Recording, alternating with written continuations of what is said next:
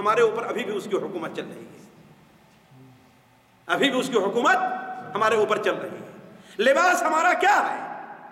ان کا ہے، زبان ہماری ان کی ہے، تہذیب ہماری ان کی ہے۔ تو جو یہ سمجھتا ہے کہ کافروں کی زبان بولنے میں، کافروں کا لباس پہننے میں، کافروں کے طرز معاشرت اختیار کرنے میں عزت ہے، وہ اللہ تعالیٰ کے بارے میں کیا ہے؟ بدزنی کا شکار ہے۔ ساتھیوں، واللہ عزت اللہ نے کس میں رکھی ہے؟ اپنی اطاعت میں رکھی ہے۔ میں صرف ایک واقعہ اپنی زندگی بتاتا ہوں۔ بامبے سے میں جا رہا تھا الہ آباد، ٹرین کے جس ڈبے میں تھا، وہ جو 6 سیٹیں ہوتی ہیں، اس میں مشکل سے اس میں 4 عورتیں تھیں، 4، اور وہ بھی کافر، کوئی مسلمان عورت نہیں تھی، 1-2 مرتبہ۔ اب آپ سوچئے کہ الہ آباد تک جو 24 گھنٹے کے سفر ہے کیسے گزرا ہوگا۔ خیر اللہ اللہ کر کے پہنچا۔ ایک لڑکا یہاں رہتا تھا الہ آباد کا، وہ مجھے اسٹیشن پر لینے آیا تھا، تو مجھ سے پہلے وہ عورتیں اپنا اتر گئیں الہ آباد میں، اور کچھ سامان وغیرہ لینے دینے کے لیے۔ اس کے بعد جب وہ آئے، میرا سامان اتارے، میرے بھتیجے آئے تھے اور وہ آیا تھا لینے کے لیے، سامان اتارے، میں اترا تو وہ 2 عورتیں ان میں تھیں۔ کیا کرتی ہیں؟ آ کر کے ہاتھ جوڑ کے کھڑی ہوتی ہیں، اور ان میں سے ایک، جیسے ان کے ہاں بڑے بڑے کو سلام کرنے کو ہوتا ہے، پیر پر اپنا ہاتھ، یعنی پیر چومنے لگتے ہیں۔ تو وہ جو میرے ساتھ الہ آباد آیا تھا، گالی دے کر کہتا ہے، بڑی سی گالی، کہتا ہے کون کہتا ہے کہ اس کپڑے میں، اس طرز معاشرت میں عزت نہیں ہے؟ کون کہتا ہے اس میں عزت نہیں ہے؟ تو ساتھیوں، اللہ جس کو عزت دے نہ دے، دنیا کی کوئی طاقت اس کو عزت۔ اَيَبْتَغُونَ عِندَهُمُ الْعِزَّةَ، کیا ان کے پاس عزت تلاش کرتے ہیں؟ فَإِنَّ الْعِزَّةَ لِلَّهِ جَمِيعًا، ہر قسم کی عزت کس کے پاس ہے؟ اللہ تعالیٰ کے پاس ہے۔ اسی طریقے سے جو شخص زیادہ بچے نہیں پیدا کرنا چاہتا، کیوں جی؟ کہاں سے کھلائیں گے ان کو؟ بس ہم دو ہمارے دو، ہے کہ نہیں؟ ہم دو ہمارے دو، بس۔ ارے بھائی، ہمارے پاس نہ تو اتنی جائیداد ہے، نہ کوئی جاگیر ہے، ہم کیا کریں گے؟ اللہ کے بندے، کتنا تو جاہل ہے، اگرچہ تو پڑھا لکھا، لیکن کتنا جاہل ہے۔ تیری جہالت کے اوپر ماتم کرنا چاہیے۔ ابھی بچہ 4 مہینے کا ماں کی پیٹ میں ہے کہ اللہ تعالیٰ اس کی روزی ہے، بات صحیح کہ نہیں صحیح؟ تو کیوں پریشان ہو رہا ہے؟ وَمَا مِن دَابَّةٍ فِي الْأَرْضِ إِلَّا عَلَى اللَّهِ رِزْقُهَا۔ تو جو یہ سمجھتا ہے کہ دادا بچہ پیدا کریں گے تو ان کی روزی روٹی کا کیا انتظام ہوگا، واللہ اللہ کے بارے میں کیا ہے وہ؟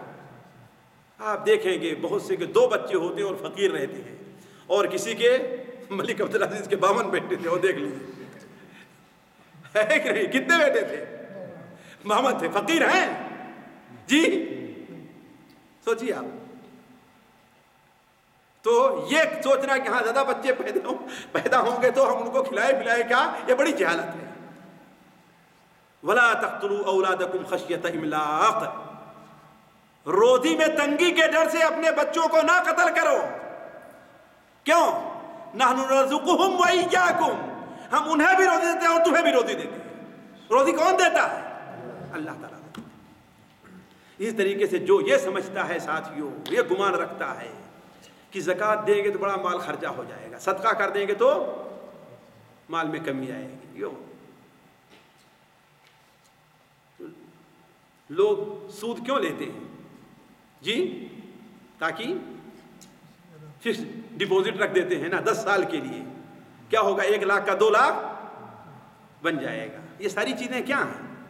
وَمَا آتَيْتُم مِّن رِّبًا لِيَرْبُوَ فِي أَمْوَالِ النَّاسِ فَلَا يَرْبُو عِندَ اللَّهِ، جو سود لین دین تم کر رہے ہو تاکہ لوگوں کے مال سے تمہیں زیادہ آئے، اللہ کیا نہیں بڑھتا ہے۔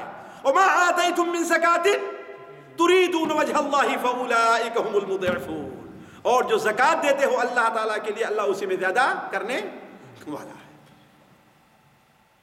تو عرض کرنے کا مقصد ساتھیوں، یہ بہت سی چیزیں ہیں کہ یہ کیا ہے، میں مشغول ہونا انسان گویا کہ اللہ تعالیٰ کے بارے میں بددنی کا شکار ہے۔ میں سمجھتا ہوں کہ اس میں سے علاوہ بہت سی چیزیں، ایک چیز اور بیان کر دوں جو عام طور پر لوگوں میں پائی جاتی ہے۔ ایک شخص ہے، گناہ پر گناہ کیے جائے گا، چھوڑنے کے لیے تیار نہیں ہے. اور کیا کہتا ہے؟ اللہ غفور الرحیم کہتا ہے نا. ارے بھائی وہ معاف کرنے والا ہے. کہتے ہیں کہ نہیں کہتے ہیں؟ واللہ یہ بھی اللہ کے بارے میں بددنی کے شکار ہے. بددنی کے شکار ہے. ہاں تو ٹھیک ہے، بددنی کا شکار ہے. ہاں اس لیے کہ اللہ تعالیٰ کے ساتھ حسن ظن کا، وہی تو ہم نے کہا کہ ایک بچہ پڑھے ہی نہ کبھی اور کیا سمجھے. اللہ تعالیٰ کیا فرماتا ہے؟ ام حسب الذین اجترحوا السیئات ان نجعلهم کالذین آمنوا وعملوا الصالحات سواء محیاهم ومماتهم ساء ما يحکمون. آخر ہے بددنی کی بددنی نہیں. تو حسنی کے جو اصول ہے وہ نہیں اپناتا. ایک آدمی ہے کھیت میں بیج نہیں ڈالتا، کھیت کی جتائی نہیں کرتا، اس کی صفائی نہیں کرتا، اور کیا سمجھتا ہے کہ ہاں ہمیں کچھ اس میں خوب غلہ پیدا ہوگا. تو کیا کہیں گے آپ اس کو؟ کیا کہیں گے؟ مجنون پاگل کہیں؟ کیا کہیں گے آپ اس کو؟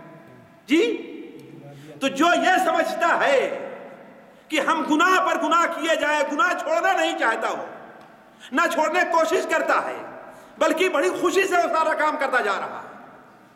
اور سمجھائیے تو کیا کہتا ہے؟ اللہ غفور الرحیم. یہ بھی اللہ کے بارے میں بددنی کا شکار ہے. کیوں؟ اس لیے کہ جو اللہ تعالیٰ قرآن مجید میں فرماتا ہے نبئ عبادی انی انا الغفور الرحیم، اس کے بعد کیا فرما رہا ہے؟ وان عذابی هو العذاب العلیم. میرے بندوں کو بتا دو کہ میں غفور بہت معاف کرنے والا اور بہت رحم کرنے والا ہوں. اور یہ بھی بتا دو وَأَنَّ عَذَابِي هُوَ الْعَذَابُ الْعَلِيمُ، میرا عذاب بھی بڑا سخت ہے. میرا عذاب بھی کیا ہے؟ بڑا سخت ہے. تو اللہ تعالیٰ فرماتا ہے کہ ہم حسب الذین اجترحوا السیئات، وہ لوگ جنہوں نے گناہ کیے ہیں کیا وہ یہ سمجھتے ہیں کہ ان نجعلہم کالذین آمنوا وعملوا الصالحات، کیا ہم ان کے برابر کر دیں گے جو ایمان لے اور نیک عمل کیا؟ دونوں کا مرنا جینا برابر ہو جائے گا. ساء ما یحکمون، بڑا برا فیصلہ کر رہے ہیں. تو جو یہ سمجھتا ہے کہ گناہ پر گناہ کیے جائے اور کسی پیر کے ہاتھ پر بیعت ہو جائے سارے گناہ معاف ہو جائیں، اس سے بڑا اللہ کے بارے میں بددن ہونے والا اور کوئی نہیں. تو ساتھیو خلاصہ یہ ہے کہ ہم اور آپ اللہ تبارک و تعالیٰ کے بارے میں حسنی کے شکار رہیں، سوء ظن سے اللہ تعالیٰ کے بارے میں بچیں اور وہ اسباب و طریقہ اختیار کریں جو اللہ تبارک و تعالیٰ سے حسن ظن کی طرف ہمیں اور آپ کو لے رہے. مثال کے طور پر اللہ تعالیٰ کی رحمت کے اوپر نظر رکھیں، اللہ تعالیٰ کے خوف بھی، تاکہ ہم گناہ کے کام سے بچنے کی کوشش کریں. اللہ تعالیٰ کے عدل پر اسی طریقے سے کوشش کر کے ہم بزرگوں اور اللہ تعالیٰ کے وہ نیک بندے جو اللہ تعالیٰ کے بارے میں خوش فہمی کے شکار ہیں رہے ہیں، جیسے انبیاء و صالحین، ان کے قصے کو پڑھیں. اس طریقے سے ہمارے اندر حسن ظن پیدا ہوگا. اللہ تعالیٰ سے دعا ہے کہ اللہ تعالیٰ ہمارا اور آپ کا یہاں پر جمع ہونا قبول کرے. یہاں جمع ہونے کی برکت سے اللہ تعالیٰ ہمارے اور آپ کے گناہوں کو معاف کر دے. اللہ تعالیٰ ہمارے اور آپ کے دل میں اپنی محبت پیدا کر دے. اللہ تعالیٰ ہمارے اور آپ کے دل میں حسن ظن اور اس طریقے سے حسن ظن کی توفیق عطا فرمائے کہ اللہ تعالیٰ نہ ہمیں دنیا میں اللہ تعالیٰ دنیا میں بیکار کرے، نہ دنیا میں اللہ تعالیٰ ہمیں پریشانیوں میں ڈالے، اور آخرت میں اللہ تبارک و تعالیٰ ہمیں اور آپ کو نجات دے. اللہ تعالیٰ ہمارا اور آپ کا شمار اپنے نیک بندوں میں کرے. سبحانک اللہم و بحمدک اشہد ان لا الہ الا انت استغفرک و اتوب الیک.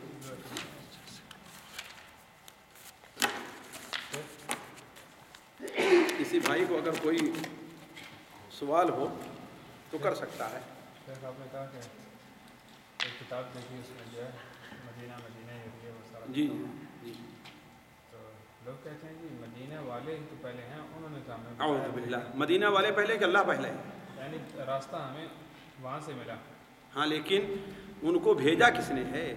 اب آپ مثال کے طور پر آپ کے پاس ایک بادشاہ ہے، وہ ایک اپنا ایلچی بھیجتا ہے کہ جاؤ ان کو بلا لے آؤ.